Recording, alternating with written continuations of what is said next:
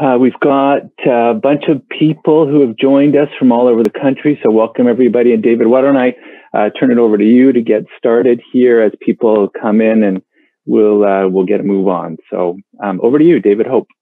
Well, thank you very much, Mark. Hope you can hear me. I'm David Hope, Executive Director of the AFC. I'm really delighted to be here once again with you, Mark, with you, Amanda, and with everyone who's joining us today for the third in our Career Resilience Workshop series. The AFC is a national charity whose mission is to help Canadian entertainment professionals maintain their health, dignity, and ability to work. And certainly during this pandemic, the AFC has called upon to provide over $1.2 million of emergency financial aid, really to help people keep a roof over their heads and food on the table during these times that have been so dire for so many. Emergency financial aid is one of our programs. We also have a financial wellness program, a personal support and advocacy program, this new career resilience initiative, and also soon to be launched our maintaining mental wellness and mental health first aid training. Our goal throughout the pandemic, since the beginning, is to help as many people as possible get through this and get to the other side. We know that better days will come, and when those days come, we want as many people as possible to still be around, still be available for entertainment industry work, because we know we're going to need everybody at the end of this to get back to doing the great work that they do in this industry that makes Canada's entertainment industry so vital. So that's our goal through all our programs, to keep as many people as possible afloat to the greatest extent possible, and to help as many people hang on and survive to the point where we're back at work and everybody can thrive. So to help do that, we've got this series of career resilience workshops. We've also got a career resilience resource hub on our website. We can talk a little bit more about that later, but it's a great companion to these workshops, and it has all sorts of resources that you might find helpful as you seek temporary employment, if that's what is going to be helpful to you, or explore other options. Mark, you probably know a little bit about Mark. Mark is the principal of CareerCycles. Mark has lots of experience working with folks in the entertainment industry, having worked with Dancer Transition Resource Center and other of our entertainment industry partners to explore a variety of career-related topics. And so the two workshops that Mark has done for us so far, people have found very helpful, and I'm looking forward to hearing what Mark has to share with us today. So thank you, Mark. We're also joined by Amanda Hancox, former Executive Director of the Dancer Transition Resource Center, who has been so helpful to us at the AFC in putting this whole series together. And Amanda will be facilitating a bit of a Q&A later in this session. It's so important for us at the AFC to understand what your needs are. For us to be as helpful as we can, it's really important for us to get feedback from you in terms of whether you found this session helpful, what else you might find helpful that the AFC could possibly offer. So it's really important to get that feedback from you. And so Amanda will be facilitating a discussion on that at the end of this workshop. So thank you, Mark and Amanda, for joining us today. I don't think I've left anything else out at this point. So Mark, I'm going to throw it back over to you for the rest of this session. Great. Thanks, David, and welcome everybody to this third in a series of 3 workshops. We're going to focus on resumes. We're calling it Resume Revamp because most of you have a resume, but you're going to hopefully change it for the better by the end of this workshop. How to tell your story, because you all have stories, and I know many of you are thinking about a different story to tell on your resume. And ultimately, a resume gets you an interview, or it fails to get you an interview. And so we want to figure out how to optimize it, get it in as good a shape as possible to help you move on and get what you want. And I will ask you what you want. I know everybody here on the call is looking for something maybe a little different. Some have been looking for jobs, some volunteer, some thinking about self-employment. And so whatever your needs are, we'll try and find out, because that resume really needs to be customized to your situation. Thanks to a few of you who sent me your resumes in advance. I did ask a few of you to give me examples, and that was really helpful. So you know who you are, and I'm going to share some elements of those people who said that I could do that. And by way of introduction, for those who I didn't meet, because I know some are joining this for the first session, I lead a team of career professionals at CareerCycles, and we help people of all ages and stages make those big career and life and employment choices. We also do a lot of work on what we call career tools. That term career tools is resume and LinkedIn and interview skills. And I'll share a bit more about that in the past, but I can tell you, having worked in this field for a bunch of years, I have probably critiqued 1,000 resumes. And I say critiqued, first of all, meaning I am not a resume writer. I know some people have used resume writing services. We do not do resume writing. We do a resume critique because I want you to feel confident with your own resume when you have to change it. But resumes are very personal, and I'll just say this off the top. I mean, whatever I say is a suggestion and an idea. You have to make the choice as to whether that's good or not good for you. So I'll present lots of ideas here, and ultimately you're the final judge on what makes sense. I've also co-founded a company called One Life Tools, where we use certain tools that we kind of got into a little bit in that first of the 3 workshops. And I've been hosting a podcast called Career Buzz. It's actually a radio show that just finished like 5 minutes ago on a radio station here in Toronto called CIUT, and it broadcasts worldwide at CIUT.FM, Wednesdays, 11 Eastern, and there's lots of inspiring stories there. And sometimes hearing inspiring stories can help you in your story. And I've included all of this stuff in different courses I lead at U of T and elsewhere. So I hope today is going to be effective, engaging, and worthwhile, so that after an hour and 15 minutes, you say, yeah, that was a good way to spend some time. We're going to focus on what your resume looks like, how it's organized. And I know many entertainment industry professionals have a certain way of organizing your resume with many of the different projects and shows you've been on, but how do you reorganize it for jobs where you want to be skills focused, and looking at ways to think about your content. You probably have many industry specific challenges, and we're going to use some breakouts to talk about that. There's lots of ways people apply to jobs: email, applicant tracking system, LinkedIn, networking. We'll look at that, and ultimately shift hope and confidence towards telling a better story. So let's start off with a poll, everybody. How good is your resume? How good is your resume? I'm going to give you a chance to answer that on a scale of 1 to 10, right? And, resumes have to be customized. So the scale of 1 to 10 means that you feel it's, if a 10, I feel great about my resume, it's organized, it's well formatted, the content is strong and adapted to my needs, and 1 is the exact opposite. Give yourself a score, 1 to 10. I'd love to see what you think. I don't know if I would give myself a 10, but I've been working on my resume. How good is your resume right now? Just as a fun, this is anonymous, everybody, don't worry. We won't share this number with your prospective employers here. But, it's funny, resumes, they're so personal. Everybody it's a work in progress, right? So maybe I should ask, how good is your resume right now? Because if I'd asked you yesterday or tomorrow, it might be a different answer. So most people have responded. Maybe I'll wait for one more. There's one more. Okay, I'm just going to share the results here. Let's see what people say. All right, so not bad. A 6 is the main number, with a 7 close second. So that's good, actually. I was guesstimating that it would be a bit lower, but people are feeling not bad about it. Those who gave it a 6, there's probably a bunch of things that would say, here's why it's not a 4 or a 5. So can I ask you to reflect on what's one good thing that you actually like about your resume that made you score it at a certain number and not 1 or 2 less?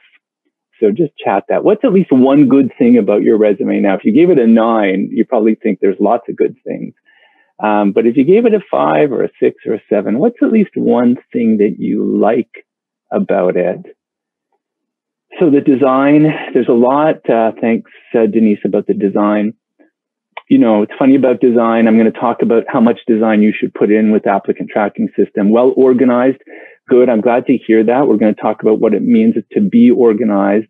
HEBA, the format and the design, the visual appeal. It's great if people actually look at that, but many resumes are gobbled up by an applicant tracking system. So it's good to see organized, tailored to industry. That's nice, Sam, to hear that. Concise. Concise is tough. How can you say something? Who wrote concise? Kim Sue, do you have a one-page resume?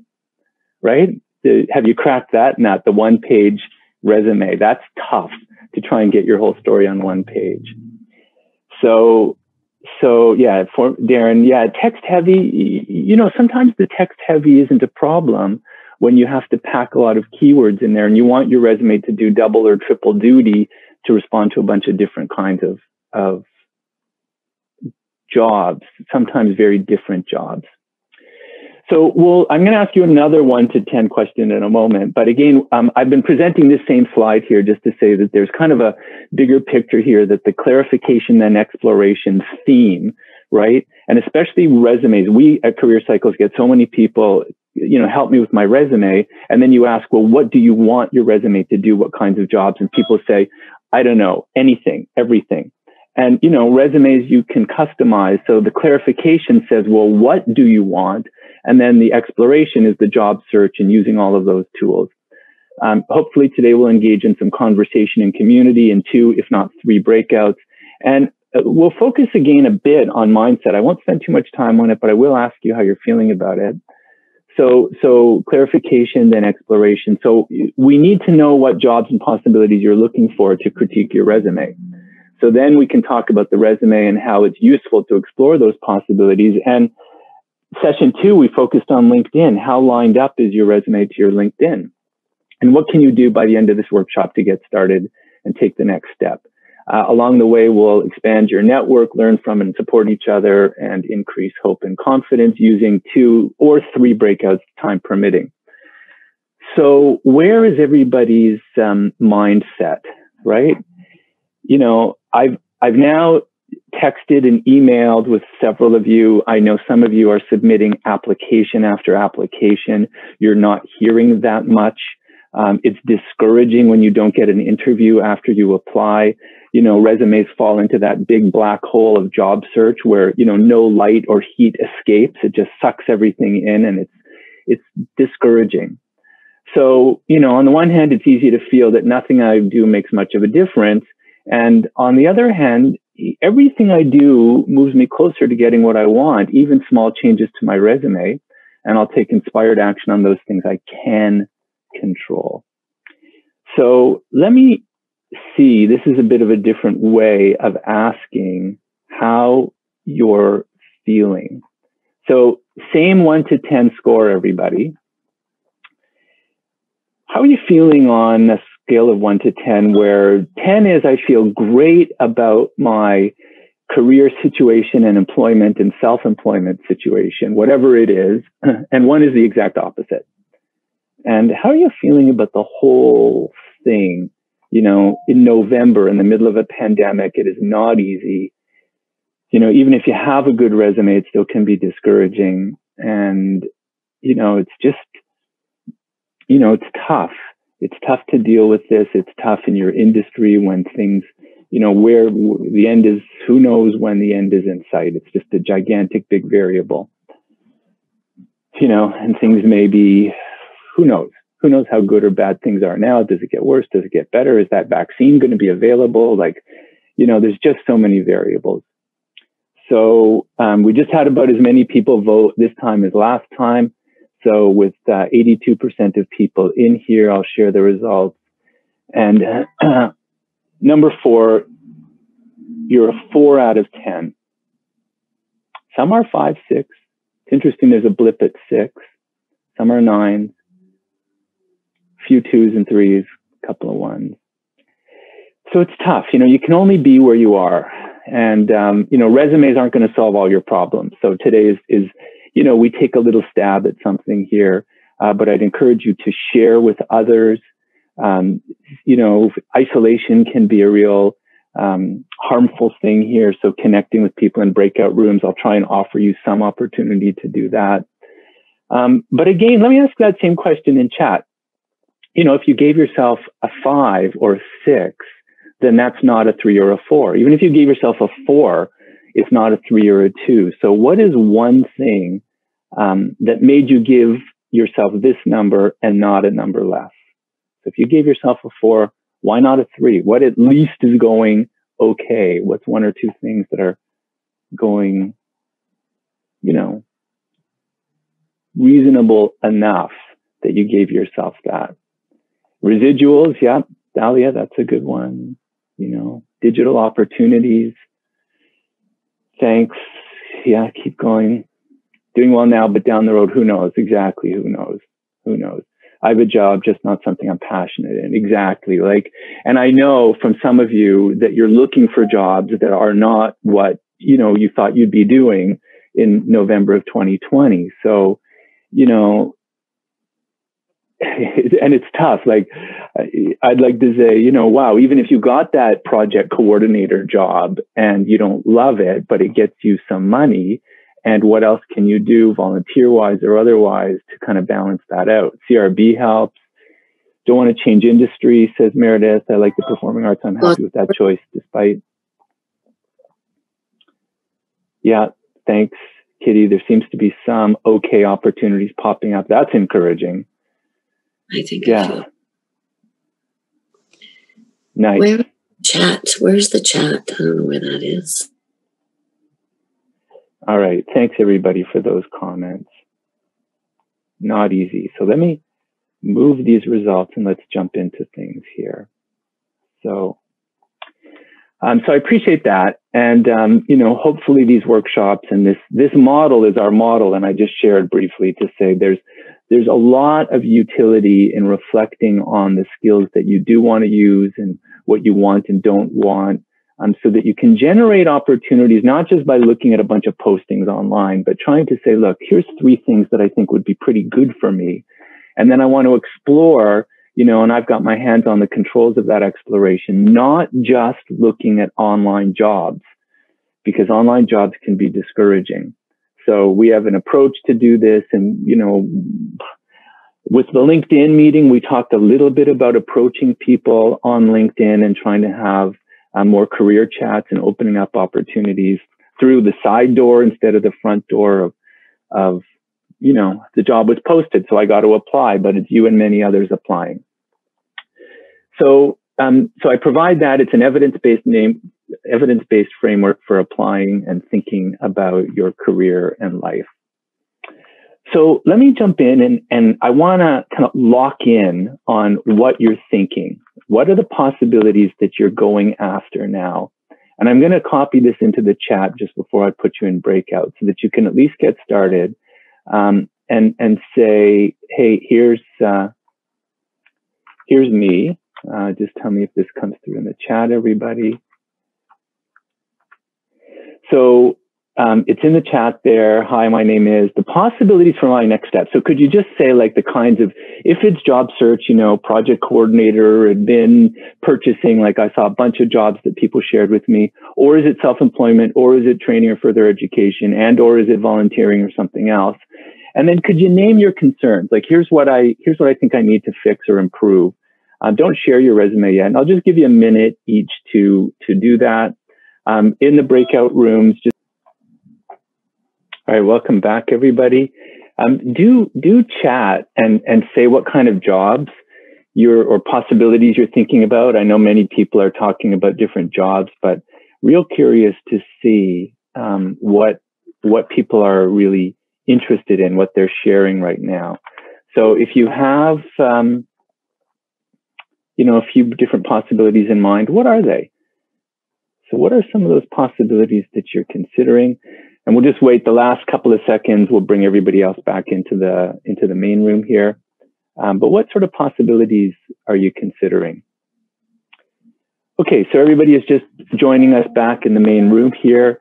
So do use the chat. I'm curious, what possibilities are you considering? What jobs, what job titles? I know I saw project coordinator, administrative assistant, executive assistant, virtual event leader. So what sort of jobs are possibilities? Because your resume then needs to be adapted for those possibilities, including skills that you might use. So let's see what you're thinking. Narrative designer, creative director, a few different industries. Nice. Others? Some are kind of related to your skill set, and others I know are looking at things that are a little beyond. Insurance adjuster, content writing. Yeah, we saw that with that opera singer, that first session. Remember I shared that.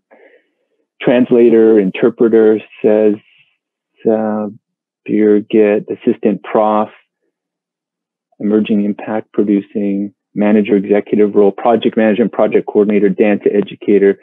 So look at all of these different jobs and job titles, and each one has a little bit. Grant writer, coordinator position in arts, art therapist, project manager. Look at that. So this is really helpful. I'm going to save this. Actually, I wish I would have had this before we started.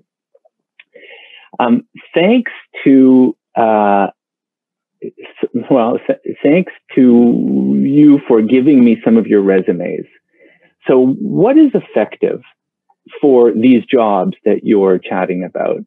And, over the years, I've seen a lot of entertainment industry resumes, and the experience kind of looks like this, right? It's a listing of different shows that you've been on and the role, whether it's a lighting director or a technical director or a production manager. And, I bet you many of you on this call have a resume like this. And yet, look at those job titles that you're looking for: project manager, things that may not be in arts, or maybe even arts administrator, but not in the performing or in the technical roles that you might be in. And so how do you take this and turn it into a bunch of skills, words, and language that's going to make sense? So I'm going to do a few before and after things here, and I'm going to ask you to comment on what you see. But this individual also sent me an updated version that showed the different categories with skills. I doctored it up a bit. So what you're going to see is a little bit of me messing around with the resume that I was sent. But thanks for that. And what if afterwards, for a project coordinator role, okay, and I won't show you the posting now, but I bet you a lot of you have seen it. We have a section called experience. We're gathering and organizing work into two different blocks, one the team lead and one the manager or director role. So we've now gathered up all that you saw on that previous slide, and we're trying to come up with 2 or 3 bullet points that have skills words like led, coordinated. We're looking for numbers to give some sort of quantitative feel. 10 technicians in a team, 14 projects, right? Now, think about this job, right? It's all about this job and the keywords: communicated, project documents, meetings, equipment, value of the equipment, safety. And here's a little trick that I'll share with you that I really like for jobs, for jobs that might be results oriented, is this little trick right here. Is if you keep using the word results and put some sort of quantitative number of something underneath it, and if this keeps on popping up, you kind of have this weird little subliminal message saying, hey, Peter is a results-oriented person because he keeps on telling us about results. 14 successful projects, 0 safety issues, 8 successful projects. You can even use 50 stakeholders. You can even use performance reviews that you've got. Kathleen walks on water, right? You can put anything here that's a result. So look at that, and now look at this. And let's say you've got a project coordinator job and you're the hiring manager, but it's not really necessarily arts and entertainment. How are you going to convey that? So I provide this as a perspective for you. I welcome your comments on this. I'm going to do a few more befores and afters. And the example that I was given here, I doctored up a bit just to give you a feel for it. you know, people can digest your arts and entertainment experience, right? We're not hiding this. We're still saying it's lighting. We're saying it's events, but we're putting it into language that's talking to the posting, right? You need to start with the job posting, and you need to respond to the job posting's needs with keywords, especially if it's an applicant tracking system, because that's just looking for keywords. So there's one perspective on that kind of approach. I'm going to throw a few other elements at you, not the whole resume. It's hard to digest a whole resume. So I've got little bits and pieces of resumes. And I'm going to ask you, you know, the first ones these are substandard examples. So I don't want you to use this next slide for something good. Like, there's deficiencies in it, and we'll talk about, you know, what do you like? What don't you like? What would you change? Why would you change it? So let me give you a few pieces of the puzzle. Now, assuming for a moment we've already got something like this, and I think some of you do already have a translated resume, some of you do not. So I think your first step is figuring out how to go from this to this. And then the second step is to make these little blocks really work. So here's a substandard resume element for a project coordinator role with some imaginary company called Best Bet, but it's an IT company, you know, it's not arts and entertainment. And so here's Erica, and she's got this little bit at the top of her resume. She's got this stuff here. Then she has an objective and a summary of qualifications. What do you like about that? What don't you like? What would you change? What's good? What's bad, if anything, about this top part of a resume for that job? So fire it off in the chat, or somebody can speak up. I think I put everybody on mute, but you can unmute yourself if you want. So, Kara, the resume objective is for a different job. So you wouldn't believe how many people do that. Resumes are so crappy. Employers are inundated with crappy resumes. And those of you who have ever hired somebody, right? Put up your hand or give me a thumbs up if you've ever hired and had a job that you were looking for somebody, and you know how bad the average resume is, right? So this is like a blunder right off the top. You've blown it in the first sentence. I wouldn't read that resume. If I had a project coordinator role and somebody sent me the wrong thing, I would not. Seems vague, says Natalie. Direct at what she wants. She does say what she wants, but, you know, it's over, you know, there's a few different things here. She hopes, like, don't use hope, says Aaron. I agree. I like all the contact info in one place right away, but it's not specific as what we saw before. Exactly. I've heard objective is something that should be omitted, Darren says. Yeah, I think it's lame. You know, I mean, my opinion, and again, my opinion is just one opinion. So I'm gonna throw a couple of things at you with this. What if, right? What if you tried to make that first little part of your resume readable? Because they've done like little tests of eyeball scans of recruiters on resumes. And what do they find? The recruiter jumps right to your first experience, right? They don't care about all that crap, basically, that you've put there, like excellent communication and organizational skills. Like, this is not helpful. There's no proof here. I don't see it in context. Employers know not to bother with that. So this is a complete waste of time, it seems to me, the objective and summary, unless you can do something like this. And so here's a second little trick for you. What if you would customize a resume for each application, and you called this little top section profile for the position of customer rep or project coordinator?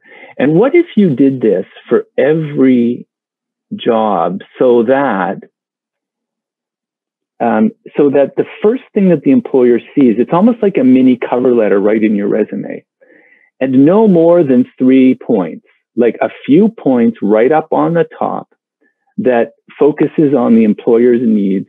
And you'll be one of the few out of those 100 resumes that they have for that one job.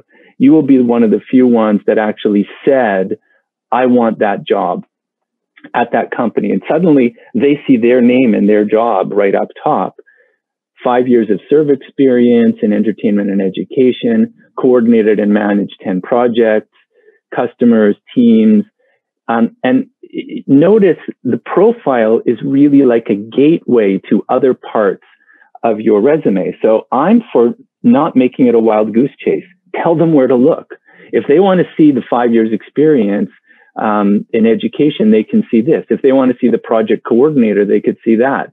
Like, send them to the right place in your resume. Let this be a little gateway so that they don't get lost and waste their time.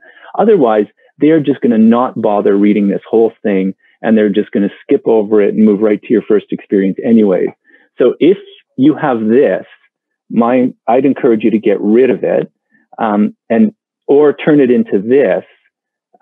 But your other alternative is don't bother with this either, but get right into experience, right? And let that first job count, right? Because this would be something useful for the person to see. Person's name and then experience right away, right? So there's one thing. The other thing is, why are we wasting 3 lines? If you can crack the 1-page resume problem, that's really great. And you cannot do it if you waste 3 lines for your contact info. So why not put all your contact info up at the top?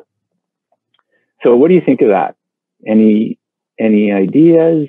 Any reflections on that? Would you do that? Would you not do that? Does that make sense for those couple, right? And I'm going to take us now from that to really where I want to go next. So now let's look at an experience section, right? So here's Erica, and she offers up her ABC college experience where she was a customer service assistant. And I want you to look at the kinds of language she uses here. This is from a real resume. And you're trying to figure out if the content of these bullet points matches the skills required for that job. The project coordinator job. How do you feel about these little bullet points? And how well have you really done a good job at putting your bullet points together? So what do you like? What do you dislike about that part? How can we describe what we want clearly? A variety of administrative duties, answered some help desk. How busy was that? Managed data entry, but how much? What kind of troubleshooting, right? We have a little bit, needs to be spaced out more evenly, looks like a jumble of text. Nothing quantitative, I think. Qualitative and quantitative, right? So it's vague, says Natalie. I agree. Many can be merged into one bullet. Exactly. You know, so here's just an alternative. And again, I'm not saying that this is the best, but if I had to work with that little chunk of resume, first, I'd put the setup in 1 line, right? Don't waste lines. Don't waste 2 lines for the setup. Responded on the help desk phone, 50 students a day. Okay, well, wait, that's like, okay, you know, you were fairly busy, and we were resolving issues, not just performed various administrative tasks, but accurately and quickly. How do I do it? A bunch of different ones. How many data entries did I do? Oh, you didn't just look at problems, you solved problems. And back to this little trick, results, earned employee of the month. Manager wrote a LinkedIn recommendation, right? Anything can be a result. So, you know, this little thing here, you'll see I'm going to recommend you use different words, maybe impact, achievements, result. But it's a really nice way that I think people can get noticed. 3 bullet points, Thalia, is a nice number. I agree. 3 is good. 4, not too much more. For the setup, says Kat, what if the title is long and breaks into 2 lines? Yeah, it's a hassle when that happens. You know, I agree. Sometimes I make it smaller if I can. You know, use your margins well. I don't like those highly indented. resumes, but use the margins well if you can. But if you have to do two, sorry about that. Let's just shut that off. If you have to do 2 lines, you have to do 2 lines, and then the date would go up at the top right. So I think you can set that up, right? So here, just before we go to that breakout, I wanted to give you some perspective on that. I'm also going to come back, and just before we set up this next breakout, where I'm going to ask you in your breakouts for one person, if you're up for it, but one person to share your resume and think aloud together about a certain piece of it, right? So just while I'm showing you a couple of other things, if you could think, do you want to share your resume? Wouldn't that be great? And I want to just say again, thanks for this resume. And I want to give you the look and feel of the resume that I got approval for sharing here. This was the old form with the highlights. This was what we had before, right? There is a technical experience in education and additional training. So, there's a bunch of things here. I won't spend too much time, kind of giving you the view of this, but I want you to see, this individual also made a secondary version. I played around with it a bit, but I got it to squeeze onto 1 page. So I just want to say 1-page resumes are nice. In Canada, pretty much everybody's okay with 1 or 2 pages. In the US, they seem to love 1-page resumes. But if you can crack the 1-page nut, I think that's really useful. Here's that experience section that I shared with you. But look at what we have here. We have this interesting kind of 1/4, 3/4, which I kind of like, but applicant tracking systems, again, need to be able to gobble it up well. We have a skills section here, a communication section, just highlighting one really important skill. So this is kind of more or less what it came from. And I wanted to give you that as a before and after, as I now say, hey, would you share your resume? And to do that, I just show you, once you're in the breakout rooms, you can share your screen. I don't know if you noticed that. So you'll see the screen share there. And all you need to do is pick which screen you're going to share for the next few minutes, if you're up for it. And I want you to think about, and I'll just put this in the chat as well. So the jobs that I want to use this resume for, and then, you can say what I like and don't like about this part of my resume, maybe zero in on an experience section. And then everybody else, let me have you start to give some feedback to one another. So can I ask you to provide feedback? Be gentle, everybody.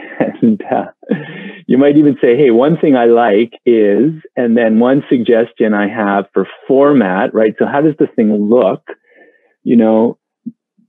Set up lines, this 1/4, 3/4 thing, bolding, dates, and one suggestion for format and one suggestion for content. Let's just focus on some of the language that you see here. Many people say, hey, apply with your resume. So except for entertainment industry and some other really specific areas, for a job, they're looking for relevant skills and accomplishments, right? And it can be paid and unpaid work and volunteer. Sometimes it says, apply with your CV and cover letter. And mostly employers mean the resume. Formally, a CV is something that people use for scholarly work, university, faculty positions, research institutions. And that's going to now be something quite different, which is going to focus on research, teaching, and administrative skills. So, and it's going to have publications. I know some of you I've seen have scholarly experience and PhDs and postdocs. And if you're applying for that, they actually do mean a CV. But most jobs say CV and they actually mean resume. So I just wanted to clarify that. Often they ask for a cover letter.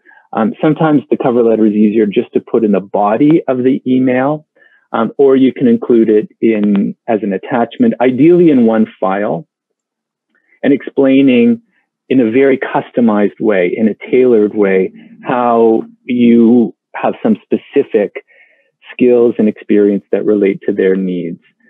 Don't worry about overlapping a little bit with content in your resume and cover letter. I sometimes see that people think, oh, I put it in my cover letter, so I don't need it in my resume, or vice versa. The thing that you cannot control is what they read first.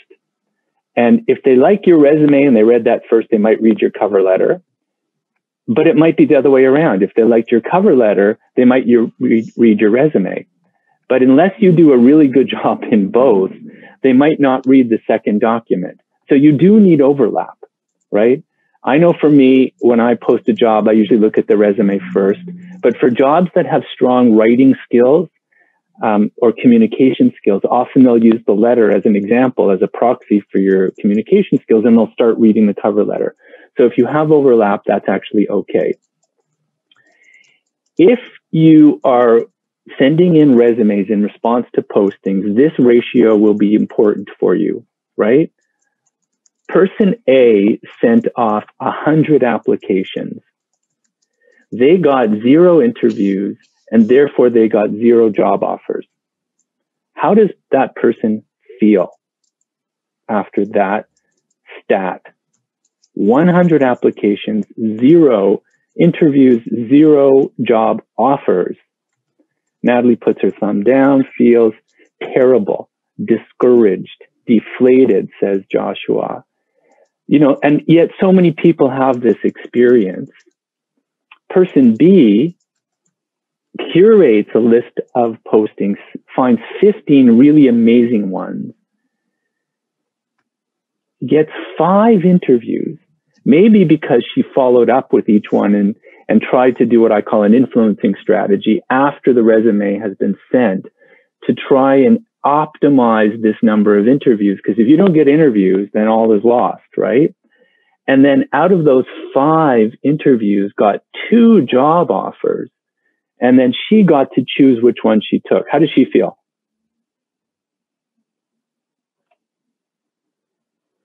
So everybody, I want you to be that person, and I do not want you to be that person. So how are you going to do that, right?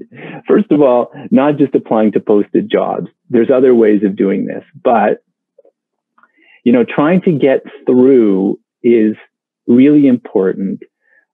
Many people are using applicant tracking systems. Taleo, by far and away, is the most commonly used one, but there's loads of them.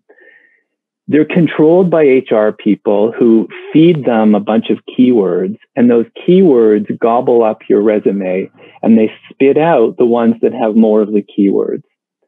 So I don't know if you've ever thought about it, but if you just take 5 job postings, take all that content, put it in a Word document, find the common keywords that are most important, and sprinkle those in your resume with your stories, you're going to get more interviews, right? Use their words, and you will start to get interviews, and you'll start to make it past this big funneling system.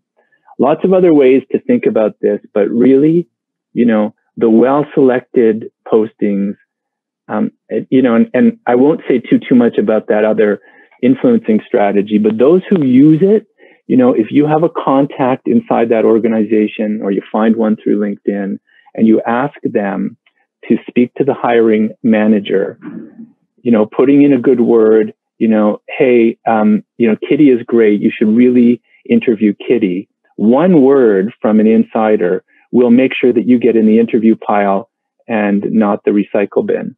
And that's important. So it's so worth it, because I know many of you are spending time customizing your resume and cover letter. Don't let that go to waste. Try and influence to get an interview, because all is lost and you've pretty much wasted your time if you didn't get an interview. So let's have a quick kind of clinic on resumes. What can you research? How can you fix your format? How can you fix the organization of the content? How can you then really improve the content and get feedback? So let's just go through this real quick, and then I'll take us to, hopefully we'll have time for one more breakout. So researching, I mean, this goes without saying, you need to figure out what is in that posting, right? What are those skills, and what else can you find out about the company, the organization, or the industry? And just, you know, looking at the posting. Really, like, people do not pay enough attention to the posting. All your clues are in the posting. right? Here's a job, not bad, $22 an hour, market research interviewer. What words do they want? Responsible, reliable. Working with the public would be an asset. I bet you some of you have that. Friendly, personable, approachable. Enjoy working with people. Mature applicants. Person's name. You could find that person on LinkedIn in a second. You could follow up with them. So, you know, get the words and plug those words into your resume. The format, you know, my resume is 2 pages. I have not done the 1-pager. I see 1-pagers that are great. 3 pages, except for certain jobs. Government jobs don't mind it, but normally 2 pages is best. I think the contact info can be on 1 line. Don't waste lines there. If you do have page 2, though, make sure you say page 2. I like the dates on the right, but what people don't like is the ragged dates, you know, like job with the date right away, and then the next job has the date further over to the left. So I like them either on the left or the right so that they're easier. Employers love looking at dates. Make it easy with good space in the margins. Times New Roman, I think you need to be at 11 point. Arial, you can get away with 10 or Helvetica. Stick with 1 font. And, you know, except for these guerrilla resumes, I don't know if you've seen infographic resumes, like they're very pretty. Some of you might have them. But applicant tracking systems don't know what to do with them. So, you know, as much as possible, getting rid of the graphics and the lines makes it easier to read for the machines. So that's a couple of things about the format. The setup lines, as I was saying, 1 line, right? So here's a 1-line setup. Sometimes I use an explainer. You know, if you've worked for some interesting organization, but nobody would know it, then explaining it in 1 line, maybe in italics, is helpful. And here's this trick again, the word results or accomplishments or impact or success, right? All those words could be used interchangeably. I would say stick with 1 throughout and repeat that a number of times. And people seem to prefer bullet points rather than, you know, a big block of text. Organizing your resume, name and contact info. Look, they're going to find you on LinkedIn anyway, so you might as well put the LinkedIn address. If you have a personal website and you're proud of it, include that. If you like my idea of profile for the position, now that goes next. The experience section can be broken up into multiple sections. I call that a modified chronological resume. You might have relevant, like let's go back to that project coordinator job, relevant project experience, then additional experience, so that you have 2 blocks of experience, each of which is organized in reverse chronological order. And don't forget volunteer, and education and PD can go below. Maybe you have technical skills that are important, or language skills, awards, memberships. Here's a grab bag for anything else, you know, that might be useful. So those are some sections. And just to finish this idea, most people list their experience in reverse chronological order, right?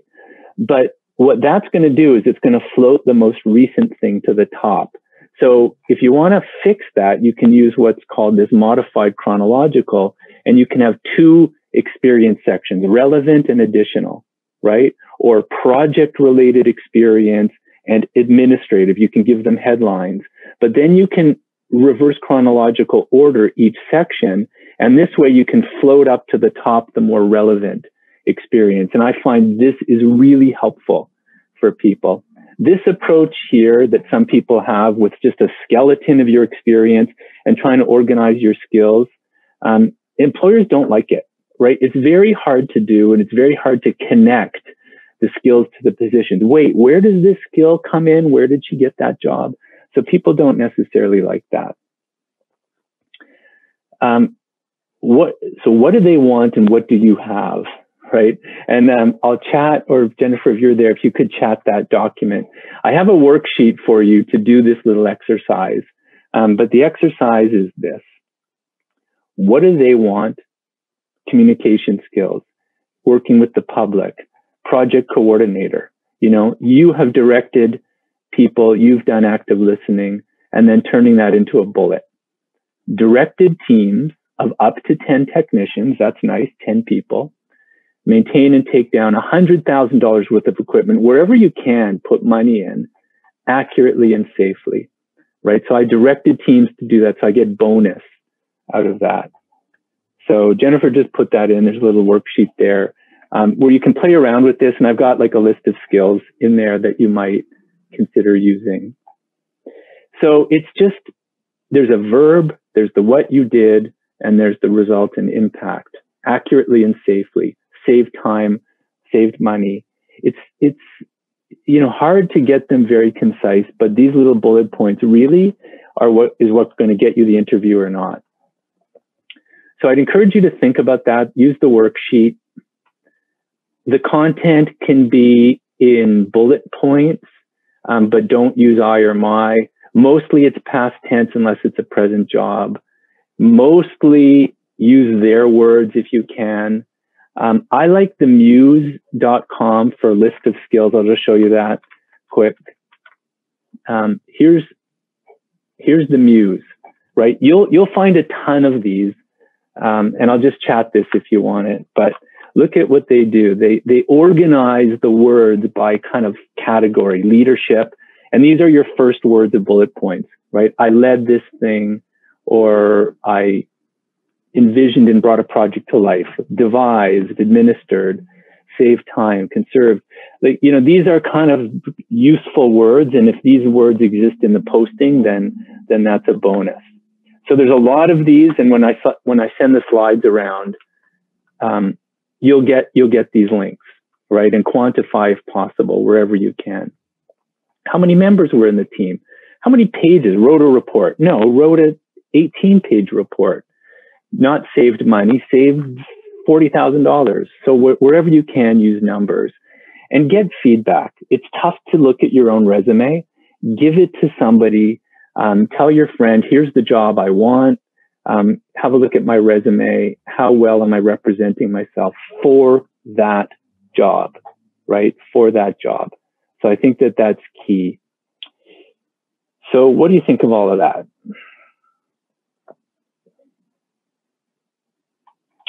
So there's a whole bunch of things to consider as you're looking at content, organization,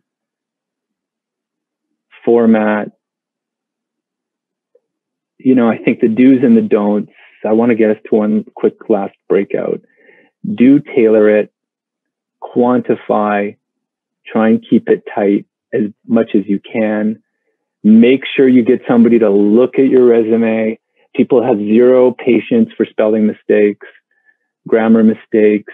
There was some research on resumes.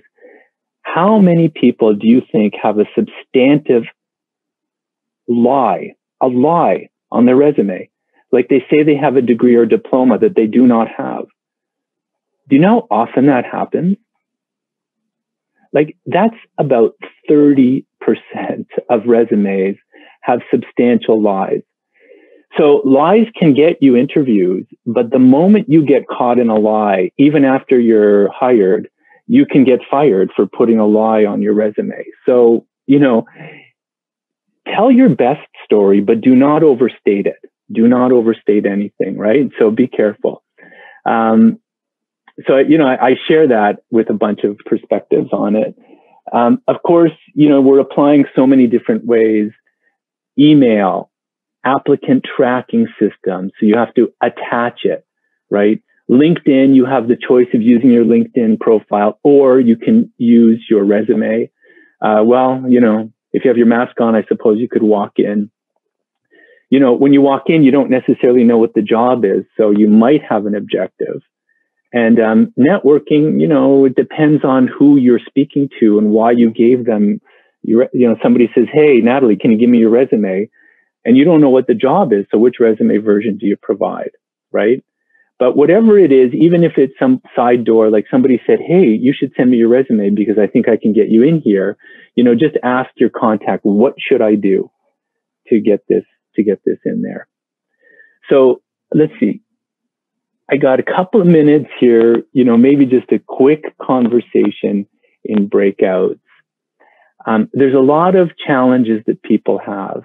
And I've listed a few that I hear often. And can you, just have a couple of minute conversation? We'll come back and we'll wrap up. What is one problem or concern, if it's a gap in employment or, whatever it is, and one way I'm thinking about overcoming it? So what is the concern? And, this can be a nice little chance to have a brief conversation so that I can get you back in breakouts. And I'll just give you 3 minutes because I know we're just about at end. You don't need to share screen for this. And I'll just throw it into the chat. So there it is. You should see it in the chat. So let me give you one last breakout just for a couple of minutes. If you could go kind of quick, and we'll come back and wrap things up. And the rooms are open now.